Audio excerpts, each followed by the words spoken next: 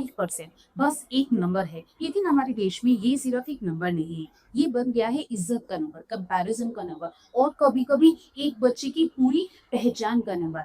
हर साल लाखों बच्चे एक नंबर के लिए दिन रात पढ़ते हैं, कुछ जीत जाते हैं, कुछ हार जाते हैं और कुछ 95% लाने के बाद भी काफी नहीं समझते। अब जरा सोचिए, अगर एक बच्चा 95% लाकर भी खुद को फेलियर समझने लगे, तो प्रॉब्लम उस बच्चे में है या हमारे सक्सेस की डेफिनेशन में।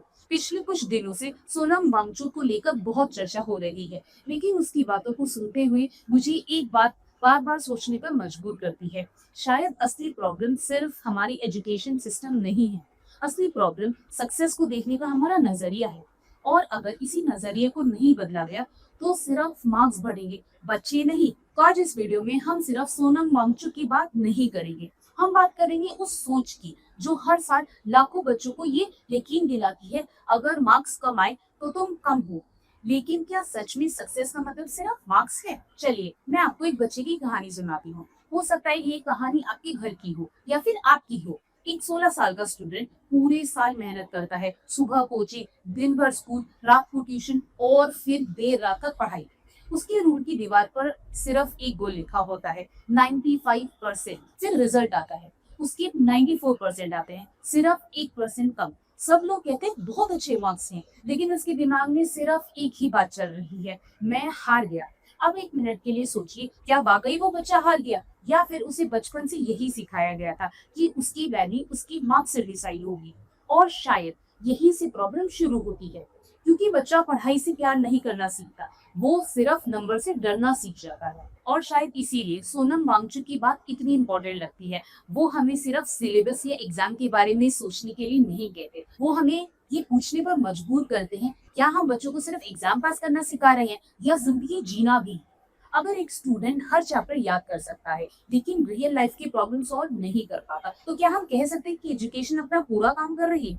शायद इसीलिए वो बार बार क्यूरियोसिटी, लर्निंग और प्रॉब्लम सॉल्विंग की बात करते हैं, क्योंकि जिंदगी हर बार वही सवाल नहीं पूछती जो क्वेश्चन पेपर पूछते हैं। लेकिन एक और सवाल, आखिर हमने मार्क्स को इतनी इंपॉर्टेंस देगी क्यों रखी है? इसका जवाब सिर्फ एजुकेशन में नहीं मिलता, साइकोलॉजी में छुपा है। जब एक बच्चा छोटा होता है उसे मार्क्स का मतलब नहीं पता होता, लेकिन धीरे धीरे उसे समझ आने लगता है, अच्छे मार्क्स पर तारीफ मिलती है और कम मार्क्स पर निराशा। उसका दिमाग एक कनेक्शन बना लेता है, अच्छे मार्क्स मतलब मैं अच्छा हूँ, कम मार्क्स मतलब शायद मेरे में कोई कमी है।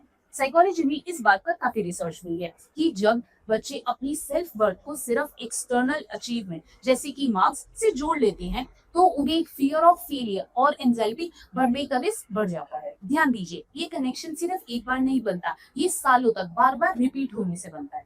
रिपोर्ट कार्ड सिर्फ एक कार्ड नहीं रहता, वो सेल्फ वर्थ का सर्टिफिकेट बन जाता है।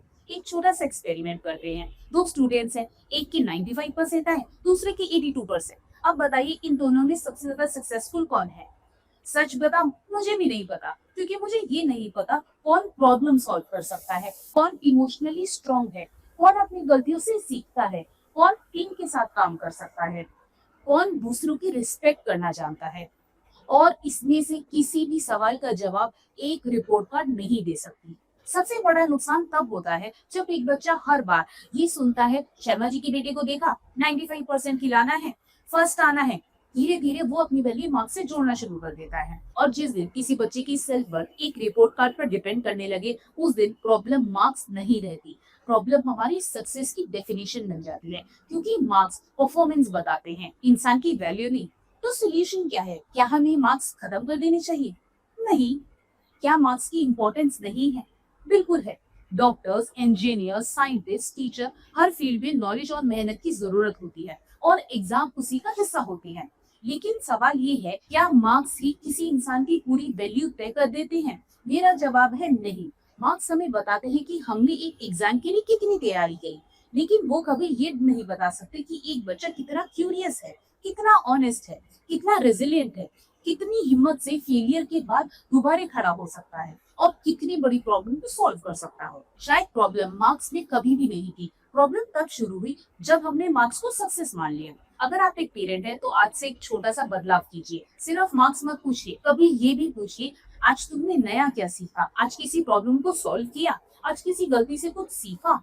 और अगर आप एक स्टूडेंट हैं तो याद रखिए एक रिपोर्ट कार्ड आपकी परफॉर्मेंस का रिकॉर्ड रख सकती है, आपकी पूरी पहचान का नहीं। क्योंकि लोग सिर्फ इसलिए याद नहीं रखे जाते कि उनके कितने मार्क्स आए थे, लोग याद रखे जाते हैं क्योंकि उन्होंने दुनिया की कौन सी प्रॉब्लम सॉल्व की थी। और शायद सक्सेस की सबसे बड़ी गलतफहमी यही है कि हमने रिपोर्ट कार्ड को लाइफ कार्ड समझ लिया है, और जिस दिन हमें ये फर्क समझ लिया उस दिन शायद हम सिर्फ मार्क्स नहीं बढ़ाएंगे, बच्चे भी बनाएंगे। मैं आपसे जाने से पहले एक सवाल पूछती हूँ, अगर कल से रिपोर्ट कार्ड हमेशा के लिए खत्म हो जाए तो आप सक्सेस को कैसे नापेंगे?